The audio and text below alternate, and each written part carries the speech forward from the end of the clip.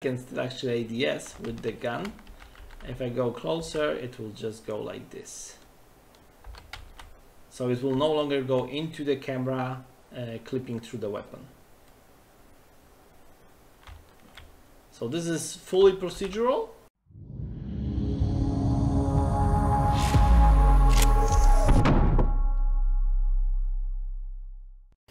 Okay, last thing we might want to do is to check our collision and get,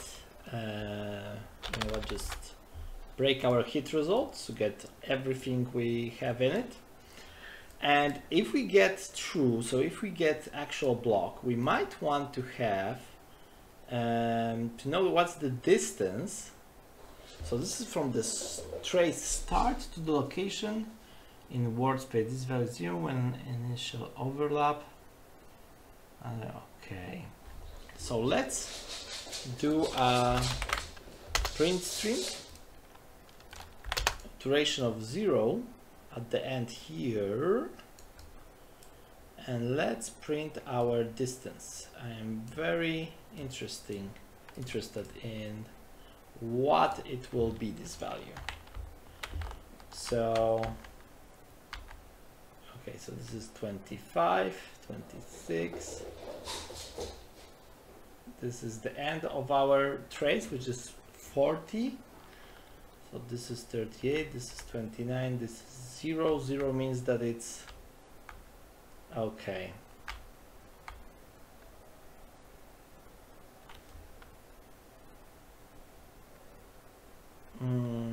Okay, so what we can do is we can get our value that we have here as an input, which is trace length,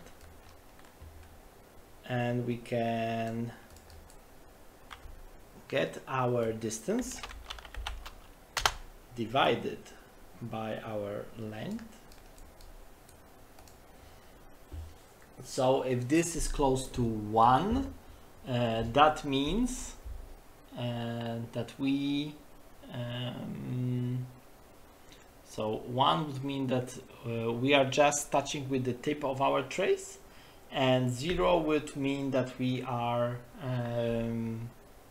as close to the wall as possible.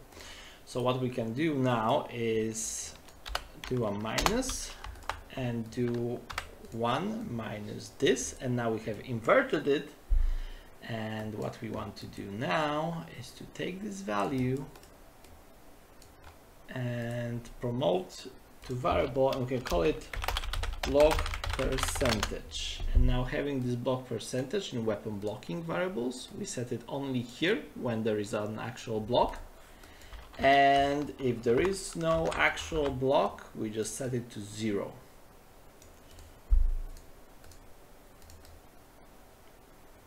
Okay, so what we want to do now is that if we don't have an animation for our blocking at all, right, we might want to do something different. So let's say that we don't have those. Let's just disconnect those for a moment. Okay. Oh, I don't have to disconnect this one, just the entry one. It will throw me a warning, I just ignore it. So here, if we have a block, what we might do is modify bone, transform modify bone, and we'll modify virtual bone gun. And we're going to back it up in a way that we are no longer touching the wall, right? So what we will do is say ignore rotation, ignore scale, but for our translation, add to existing in our component space certain vector. And now we're going to split it. And we're going to get our block percentage, and we're going to multiply it by a value. Let's say it will be 20, And now if we compile, if I go here, forward and backward,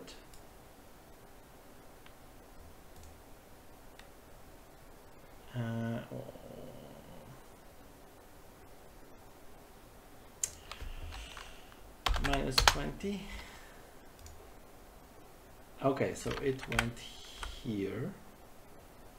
So this is minus 20 and minus 10. Okay, so it's here. So we'll, yeah, multiply it by minus 20 and just put it here. So let's see what will happen now. So if I go, hit play, and I go to a wall, you can see that now I am backing up my weapon.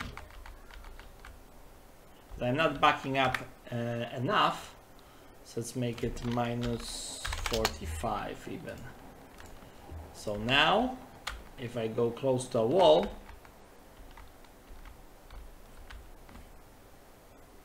you can see me doing this.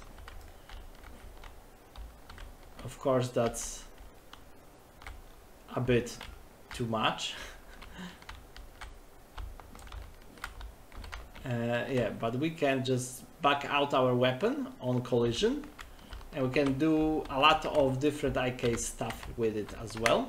Let's say that we can also rotation, add to existing in component space, and let's expose it as a pin as well, and let's split structure pin, and let's say that our, well, rotation,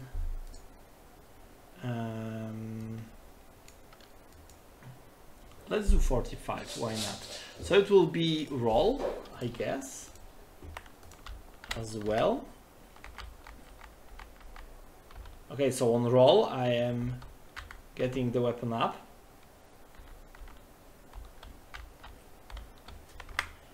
Or I can, instead of roll, do a pitch, and what will happen here is that I will tilt it, which in third person will actually look a lot more reasonable when you are bending your hand with your gun, because if it's going closer to your chest, you are no longer able to hold it properly. Okay, so one more thing we might want to do is make it more fluent. So you can go back to our event graph.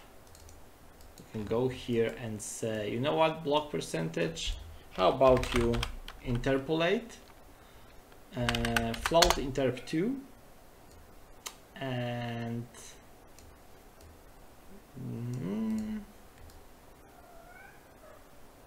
okay, so this by this. Okay, so the target is this, and the value is this, and the current is this. The delta time is word delta seconds, and interp speed is something reasonable like 6. So we can now copy this and say that target is 0, current is this, return is this, and that's it. Now if I hit play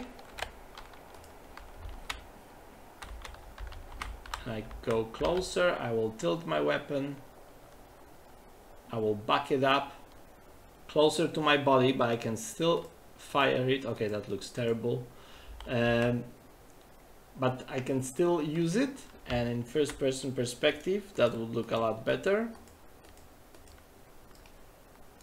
I can still actually ADS with the gun. If I go closer, it will just go like this. So it will no longer go into the camera, clipping through the weapon. So this is fully procedural.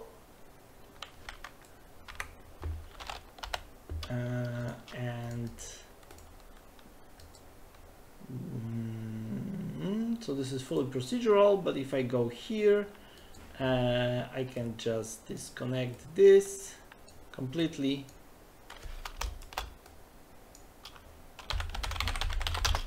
procedural weapon block. I might want to use it somewhere else.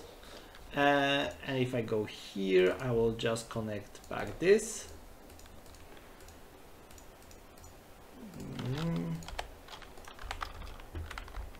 And this is animation based. So this doesn't allow me to ADS while doing it, and it won't allow me to use my weapon. While the other one would allow me to still aim and fire if I am too close to an object. But yeah, it depends on your game in what scenario you want, if you are in first person or third person, how you want it to be. So thank you for listening, and hopefully you find this helpful in your projects. The last part we're doing with FPS series will be melee weapons. Thanks, and see you guys soon. Bye.